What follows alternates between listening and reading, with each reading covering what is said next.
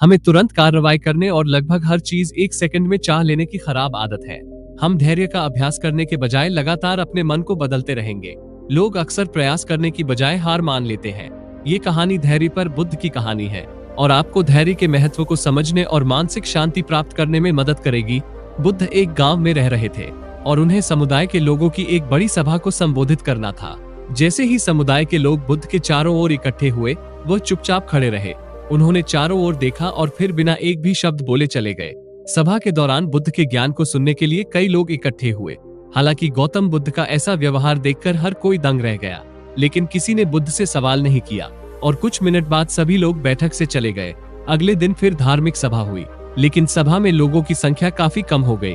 बुद्ध को सुनने के लिए एकत्रित लोगों की संख्या 500 से घटकर 100 हो गई। बुद्ध सभा में आए, उस जगह पर खड़े रहे, चारों ओर देखा और फिर बिना बोले चले गए। अगले दिन फिर धर्म सभा का आयोजन किया गया और प्रतिभागियों की संख्या काफी कम हो गई थी। इस बार सिर्फ 50 लोग थे। फिर बुद्ध सभा में आए, कुछ मिनट तक सबके सामने खड़े रहे, सबकी ओर देखा और एक भी शब्द बोले बिना चले गए। इस बार लोग क्रोधित होने लगे, क्योंकि वे बुद्ध की वाणी सुनने के लिए अपना काम और जिम्मेदारियां छोड़कर आए थे। क्रोधित होने पर भी किसी ने बुद्ध से कोई सवाल नहीं पूछा। अगले दिन फिर सभा हुई और सभा में केवल 30 लोग ही उपस्थित हुए। बुद्ध फिर से सभा में आए, कुछ मिनट तक वहां खड़े रहे और बिना कुछ बोले चले गए। अगले दिन सभा आयोजित की गई और उपस्थित लोगों की संख्या घटकर केवल 10 कर रह गई। जब बुद्ध इस बार सभा में पहुंचे तो वह अपने स्थान पर बैठे और उपदेश देना शुरू कर दिया। बुद्ध ने शिक्षा प्रदान की और अपने आसपास के 10 लोगों को धर्म का ज्ञान दिया। ये 10 लोग फिर बुद्ध के शिष्य बन गए और दुनिया की हर दिशा में धर्म का ज्ञान फैलाया। एक दिन उनके एक शिष्य ने बुद्ध से पूछा, भगवान, आप हर दिन बिना कुछ कहे धार्मिक सभा से क्यों चले जाते थे? बुद्ध कहा, मेरे प्रिय, मैं वास्तव में योग्य लोगों की तलाश में था। पहले दिन 500 लोग थे और दूसरे दिन केवल 100 लोग बचे थे। ज्यादातर लोग वहां सिर्फ मनोरंजन के लिए आए थे। वे मेरा उपदेश सुनने नहीं आए। मैं ऐसे लोगों की तलाश में था जो मेरी शिक्षाओं के योग्य हों, जिज्ञासु हों और मेरे ज्ञान को दूसरों तक फैलाने में मदद कर सके।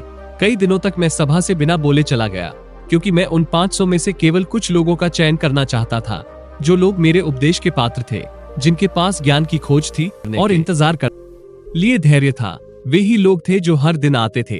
उन्होंने साबित कर दिया कि वे वास्तव में ज्ञान चाहते थे। दूसरों को ज्ञान की लालसा नहीं थी या उनमें इंतजार करने और सीखने का धैर्य नहीं था।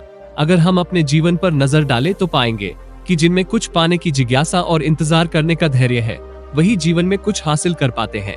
हम सभी के जीवन में लक्ष्य होते हैं और उन्हें हासिल करने की इच्छा होती है, लेकिन केवल वही लोग अपनी मंजिल तक पहुंचते हैं जो अपने सफर से कभी नहीं भटकते।